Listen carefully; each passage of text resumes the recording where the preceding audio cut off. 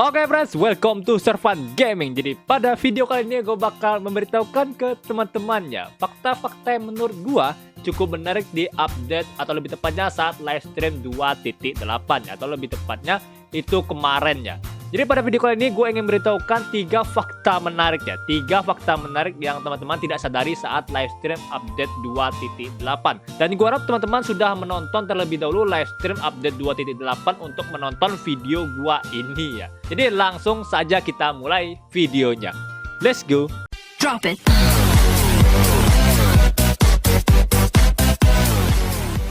Oke friends, yang pertama itu adalah tidak ada banner karakter baru di update 2.8. Lebih tepatnya adalah karakter bintang 5 yang gue bahas di sini ya, bukan karakter bintang 4. Untuk karakter bintang 4-nya teman-teman pasti udah tahu itu adalah Heizo, merupakan DPS menurut gua ya, Katalis yang menggunakan tinjunya secara ya gue cukup mantap sih, Katalis tapi menggunakan tinju ya. Gua nggak pengen Kazutot ya, tapi ya gua udah red on ya, otomatis ya mau tidak mau gue harus gacha Heizo di banner ya Kazutot ya, karena gue nggak mau clay ya, gue nggak pedo ya, jadi gue nggak suka gacha clay ya. Jadi menurut gue ya marketing ya Hoyoverse saat ini cukup bagus ya, karena dia memasukkan karakter Heizo merupakan karakter bintang 4 baru di banner karakter yang menurut gue cukup banyak yang gacha, seperti banner Kazutot itu banyak yang gacha. Gue kira Heizo bakal ada di banner Yoimiya atau si wanita perban ya, tapi ternyata enggak. Jadi di banner Kazutot otomatis kita jadi win-win solution ya. Jadi walaupun kita nggak dapat ya Kazutot, mungkin bisa dapat teman-teman Heizo, dan menurut gue itu Heizo cukup menarik sih di PS Anemo ya, selain si Xiao untuk karakter bintang 5-nya. Lalu selanjutnya adalah tidak ada banner weapon. Jadi teman-teman jangan khawatir, atau ya teman-teman bisa yakin kita gak akan kedatangan weapon baru, dan itu menurut gue cukup bagus. Kita bisa menabung cukup panjang untuk banner karakter yang ada di update 3.0, atau lebih tepatnya kita bakal dikeroyoki oleh karakter-karakter Sumeru ya. Di sini gue nggak bakal ya kasih tahu atau bocorkan leak atau informasinya, karena gue memiliki alasan lain ya. Gue memiliki alasan lain yang membuat gue tidak bisa membocorkan informasi tersebut ya. Jadi gue bakal beritahukan alasannya di beberapa atau next video ketika urusan gue udah selesai ya. Lalu yang kedua adalah bocoran mengenai Sumeru. Teman-teman pasti udah tahu, gue yakin udah tahu sih, udah banyak yang menyebarkan leak atau bocorannya ya sebelum live stream update 2.8. Jadi teman-teman pasti kalau nonton ya Sumeru ya pasti oke. Nggak ada ekspresi wahnya ya. Jadi udah kena bocoran leak. Mungkin salah satu ya informasi yang menarik menurut gua adalah background dari Sumeru itu cukup bagus, gua rasa cukup mantap sih.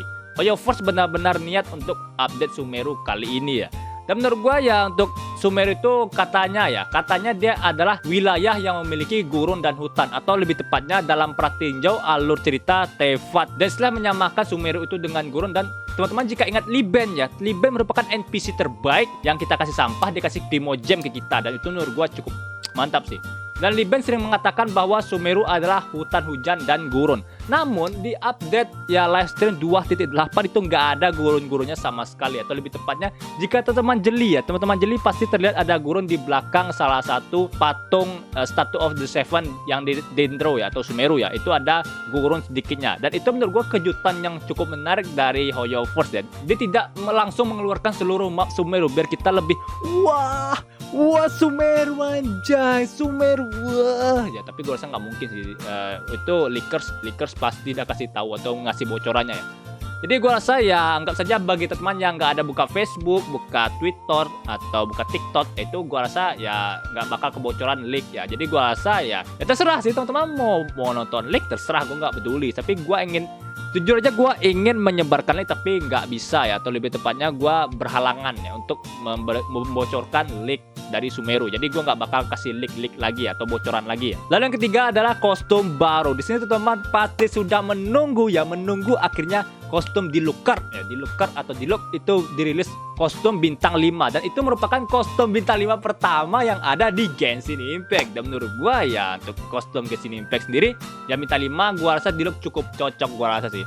Walaupun ada beberapa masalah yang ada di kostumnya si Diluc ya, Dilukkar. Yang pertama, kostum Diluc namanya adalah Red Death of Night ya, atau ya malam merah kematian. Yang anehnya dari kostum ini menurut gua ya, dia menggunakan kostum yang hampir sama dengan Fatui Agent Ngentit ya.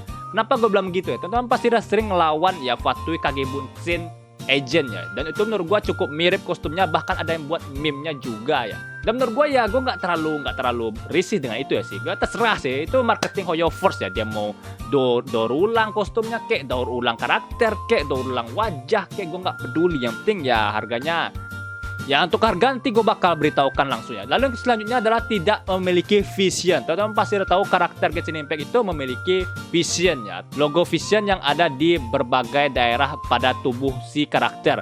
Namun untuk kostum si Dilucard ini ya, untuk kostum Dilucard yang normalnya itu ada di pinggangnya kalau gua nggak salah ya. Itu logo visionnya. Namun untuk baju Fatui Agent ini ya, itu nggak ada sama sekali visionnya. Dan itu menurut gua nggak tahu sih apakah ini bug atau gimana, atau surprise dari HoYoverse, gua nggak tahu ya. Lalu selanjutnya adalah signature weapon akhirnya Wolf Gravestone ya, yang seperti teman-teman udah tahu ya.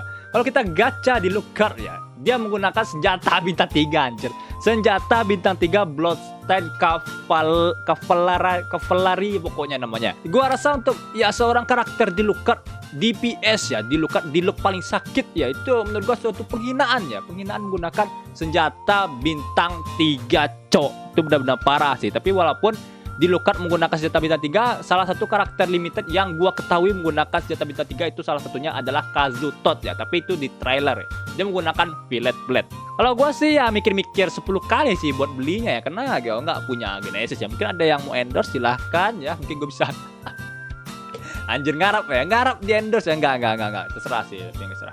Tapi gue rencananya sih bakal mikir-mikir lagi untuk beli kostum ini ya. Kalau untuk review gue rasa sih ya boleh ya.